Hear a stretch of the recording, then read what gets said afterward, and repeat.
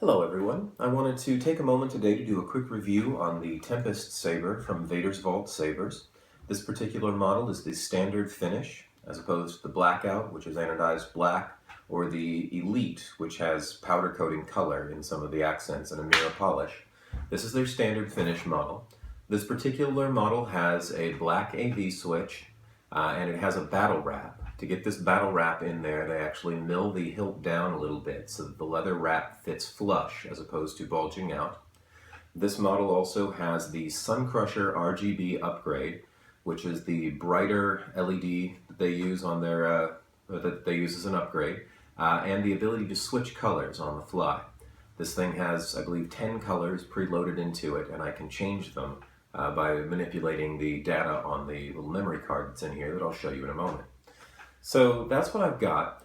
I wanted to divide the review into the good, the bad, and the neutral. First good thing, this saber is incredibly well designed. You notice that it's very compact, it's streamlined, it's got a nice little choke point here that fits really well in the hand. It's a really ideal saber for one-handed wield.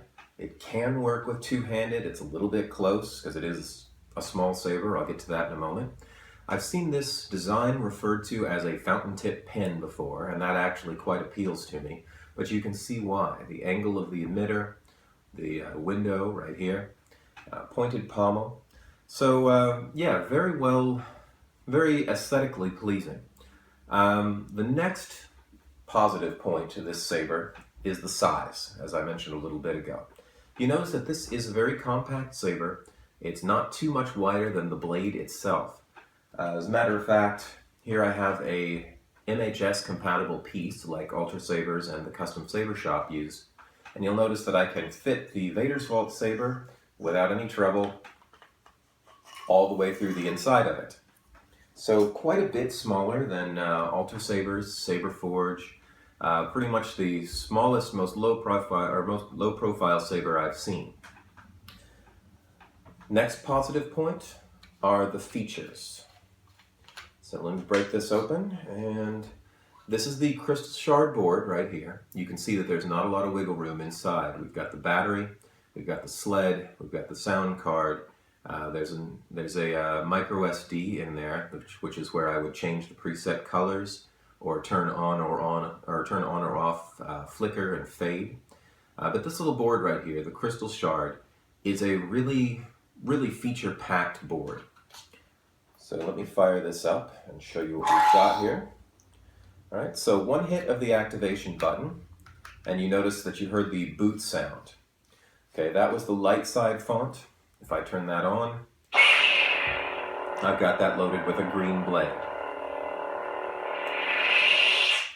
Okay, while the saber is off, if I hold the auxiliary button, there's the dark side font.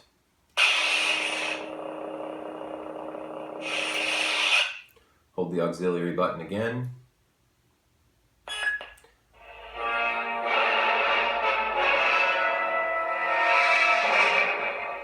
And this is Imperial Knight.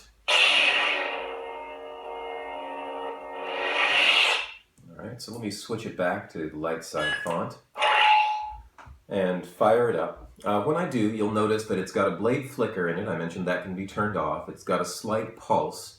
I can cycle colors by pushing the auxiliary button and the activation button at the same time. I'll show you that. I'm explaining this beforehand because it's kind of loud and would be hard to hear me over the top of the sound font. Also, just pressing the auxiliary button when the saber is on gives you blaster bolt deflection, and holding it gives you blade lockup.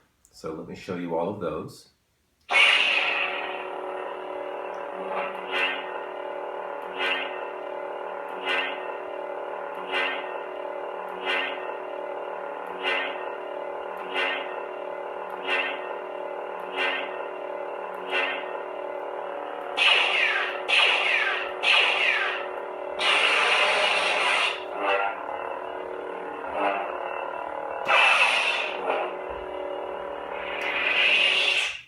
So there was the flash on clash, the blade lockup, a few swing sounds, blaster bolt deflection. You also may have noticed that when I was cycling through the colors, it was actually fading from one color to the other as opposed to abruptly switching. So a whole lot of features for a tiny little board, and that's a very big plus. So pluses once again: design, size, and features. Negatives. Now, this is a great saber, and I realize that saying anything negative about it is going to definitely get me some criticism from people within the groups. When I first got this thing, and I had a couple items of criticism with it, it was almost heresy to mention them on Facebook. But I'm going to do it anyways, because it's a review, and you guys deserve to know.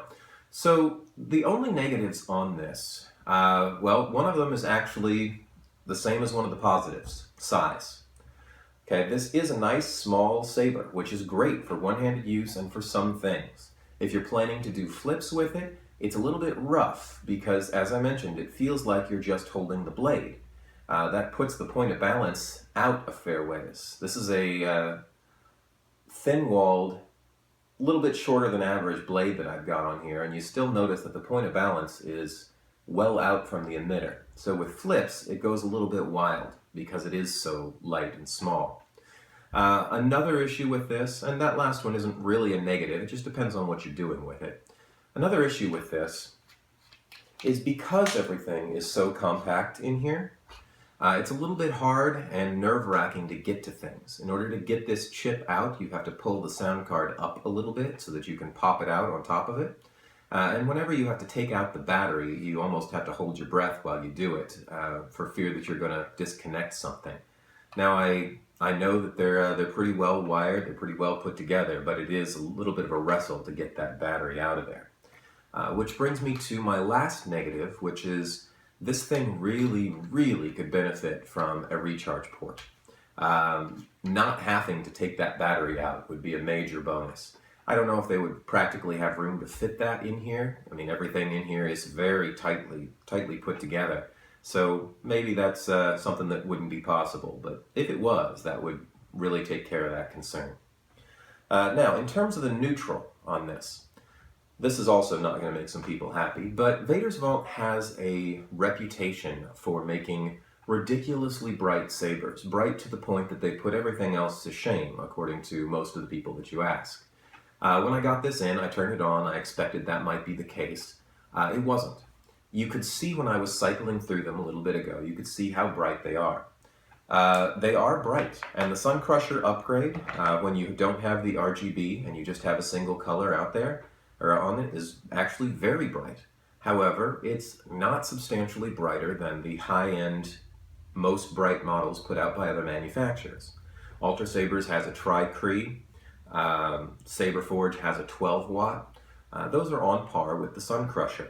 In terms of RGB, if you notice the pictures right here, you'll see that I have lined up the Vader's Vault with probably the most maligned saber on the market that gets the most crap from people about being dim, but isn't, the Imperial Knight saber. And as you can see, I'm going through different RGB settings.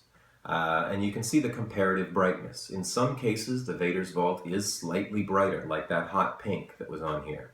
In other cases, it is slightly dimmer. By and large, the Vader's Vault, even though it is overridden, and people have told me all about this, that it's an overridden Tri-Cree, there's not a lot of discrepancy to LED technology. It's really about as bright as everything else, with a little bit of variation here or there, depending on the color mix. That's not a critique. It's in the neutral section. It's just under the category of don't set your expectations unrealistically. If there were a way to make an LED that just blew everything else out of the water and blinded people in airplanes, everybody would have picked up on that by now.